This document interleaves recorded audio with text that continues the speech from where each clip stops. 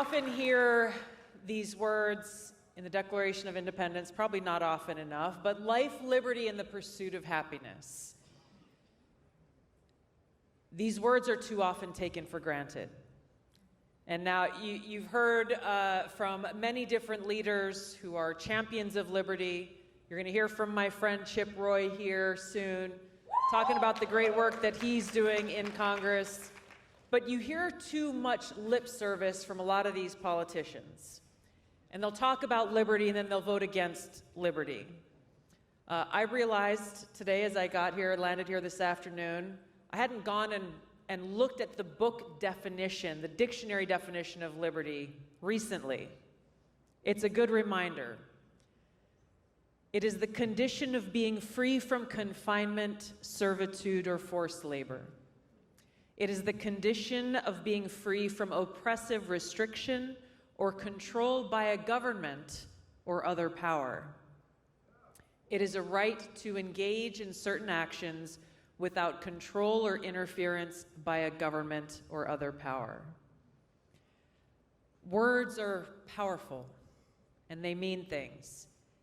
And right now in this election, as you very well know, there is nothing short of freedom and liberty on the line. We can look through the laundry list of examples of how increasingly our government is becoming more and more tyrannical and taking more and more of our freedom away. Oftentimes it is cloaked in, well, we have to do this in order to keep you safe, or we have to do this because we know what's best for you.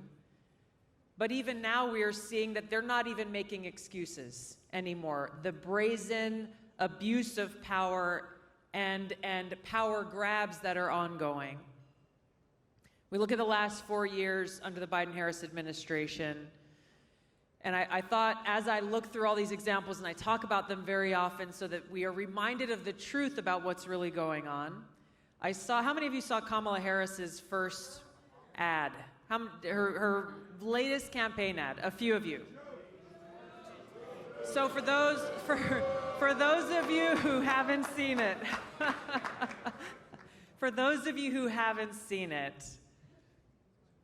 the two words that she is using in that ad and that you will continue to hear for the next 3 months is freedom and our future.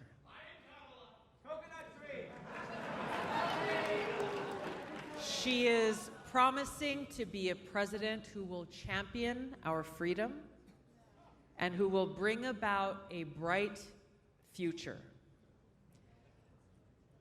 Don't forget this, because you know the power. We're already seeing the big propaganda media machine in full speed.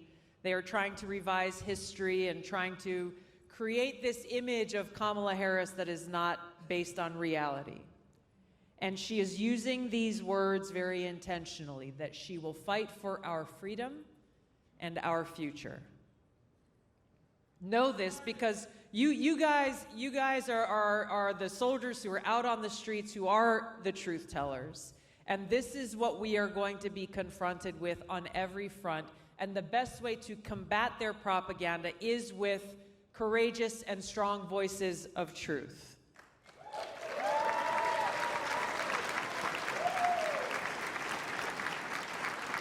The irony and the hypocrisy is so rich here because, again, she will say these words that are powerful words, that have a powerful meaning to all of us as Americans and to those of us who have volunteered to serve our country. When we take that oath to support and defend the Constitution, it means something in a visceral way.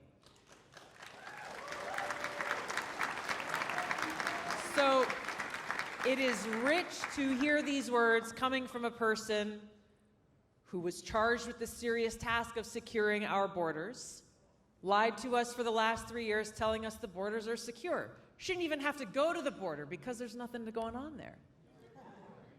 She's all... And so what are they saying now about the border? Oh, that was never her job at all. This is coming from someone who outright rejects the Constitution. If you remember when she was a senator on the Judiciary Committee, she was questioning one of Trump's judicial nominees, Brian Boucher, and opposing him and attacking him because he had the audacity to be a devout Catholic and a member of the Knights of Columbus. That disqualified him in her view. She should read the Constitution, perhaps, and take a look at what Article 6 says, that there shall be no religious test. As she touts freedom, she does not believe in free speech, and she stood right alongside Joe Biden in calling for standing up our modern-day Ministry of Truth to tell us what we are allowed to see, what we are allowed to say, and what information we must be protected from because a woman who does the Mary Poppins dance says it is so.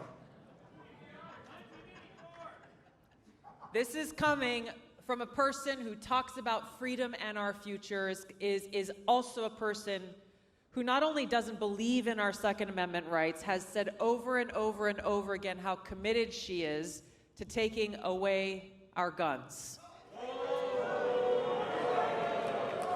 She doesn't believe, she touts being a prosecutor president and that she's tough on crime, but she doesn't believe in our right to defend ourselves and our loved ones. She doesn't believe in the right our founders gave us with the specific intent of recognizing that it's up to us to stand up against the abuse of power of a tyrannical government. She doesn't believe in our civil liberties and our fundamental right to privacy, our right to be protected from warrantless search and seizure by our own government, joining with Republicans and Democrats in Congress over and over and over again to extend and expand things like the secret FISA court and our government's authorities to violate our Fourth Amendment rights. She is someone who doesn't believe in the rule of law, fairness, and justice. And for those of you who watched my debate with her in 2019,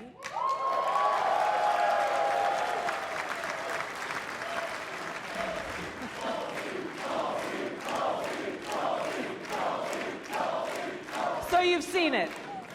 Got it. She claims to stand for criminal justice reform and true justice and equality for all, and yet she fought hard to prevent DNA evidence from being presented to a judge that would have exonerated an innocent man who was sitting on death row. And you heard Sean talk about this earlier, and many others. She rejects the right of parents to raise their own children. Rejecting the right to say, hey, I know what kind of education is best for my child. I should have the freedom and right to say that and to make that decision for ourselves. Fundamentally, when you look at what is the through line through all of these examples, and there are many more, fundamentally at its core, and this is one of the main reasons why I left the Democrat Party, because she's not alone in this, is they reject freedom. They reject freedom. And that is what's at the heart of this. They believe that they know what's best for us more than we do, and that they and they alone should be the authority that can dictate to us how we must live our lives, what we're allowed to think and read and say and believe. By rejecting freedom, they reject our Constitution and must not be allowed to be in power.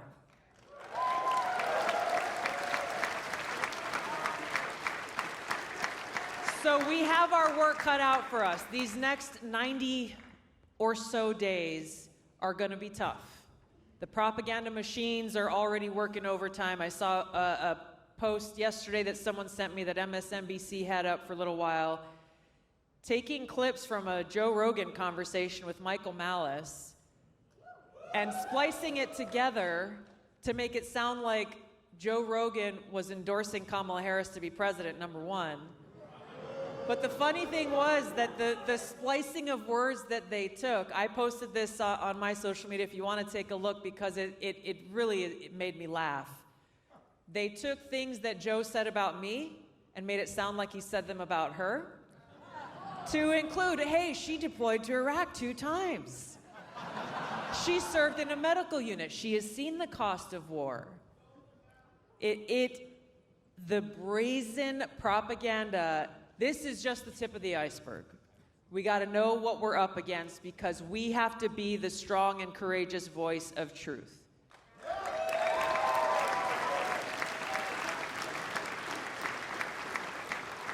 We're up against the big propaganda media. We're up against big tech. We've seen how the algorithms are already working hard to both try to erase the fact that there was an assassination attempt on Donald Trump's life. And they're trying to erase Kamala Harris's egregious record of every single public office that she has held, and doing everything they can to bolster this new narrative and this new persona that they're pushing, working hand in glove with the Democrat elite. I don't know what that means. I'm going to say no comment on that one.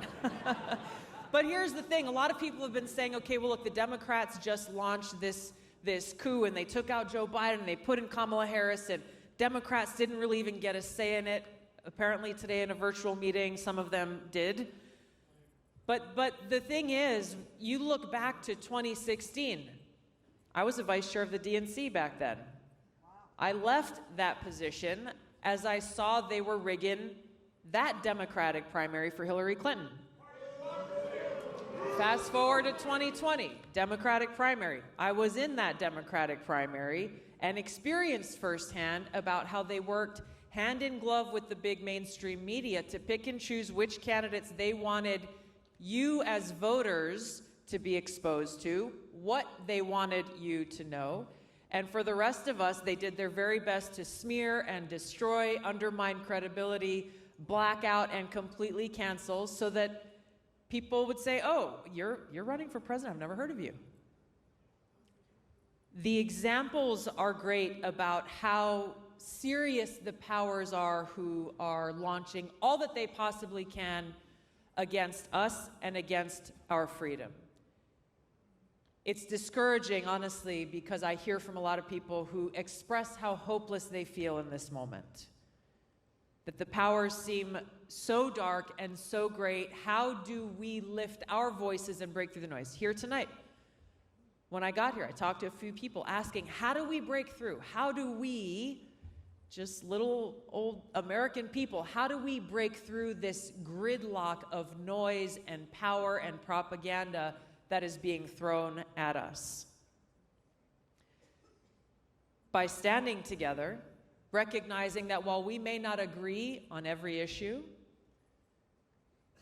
we come together around our foundation, our core, this foundation of liberty and freedom, and recognize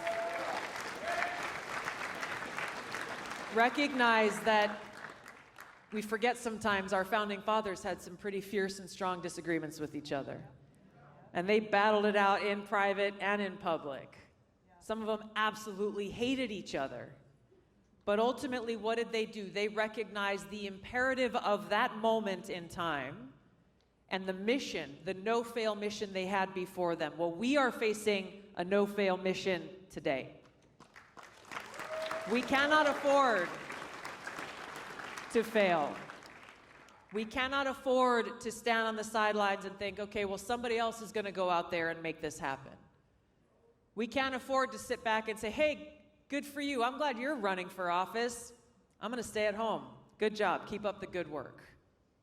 It is going to require every single one of us, whatever your party affiliation may be, whatever your feelings on one issue or another, or how do we solve this challenge or that challenge, the reality is that unless we stand up and defend freedom today, we won't have a vibrant open marketplace of ideas where we can debate how we best tackle and solve the challenges we face in healthcare or in housing or the role of government as a whole. We will not be able to have these debates unless we live in a truly free society.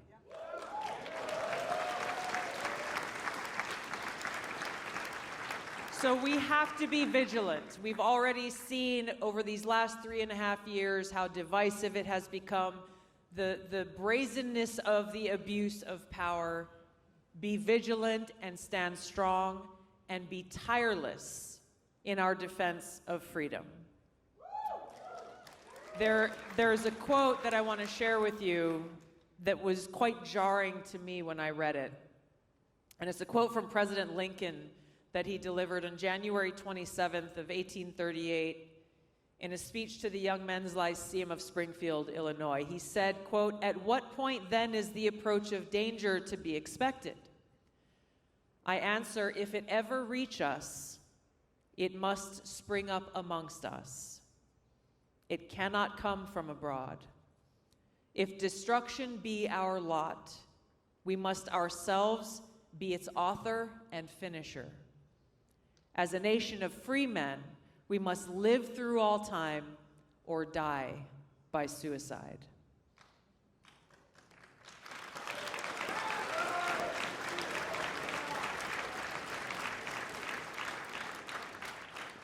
That is the seriousness of where we are as Americans and as a country. Those who are in power in our country today are leading us and our great nation towards this suicide that Abraham Lincoln warned against. This threat to our freedom and our liberty is coming from within. And if we don't take action, then we will look back on this moment when it's too late with regret, but we won't be able to say that we weren't warned, that we didn't see it coming. There are many people throughout our nation's history who have sacrificed everything in defense of our freedom, in defense of our liberty. And so I encourage you to remember them. I know people, I've served with people who I carry in my heart on those days where you might feel a little bit tired, on those days where the attacks are kind of strong, not being deterred when people call you names, or even when people close to you challenge you or criticize you, or maybe they stop talking to you altogether simply because you are living up to your responsibility, our responsibility as Americans to be defenders of freedom and liberty. Stand strong. It's going to take hard work, a lot of door knocking, phone calls, social media, going out and doing the good work of rising above the noise and the name calling and standing strong and proud with aloha for freedom and liberty, now and forever. Thank you all so much. It's so great to see you. Keep up the great work.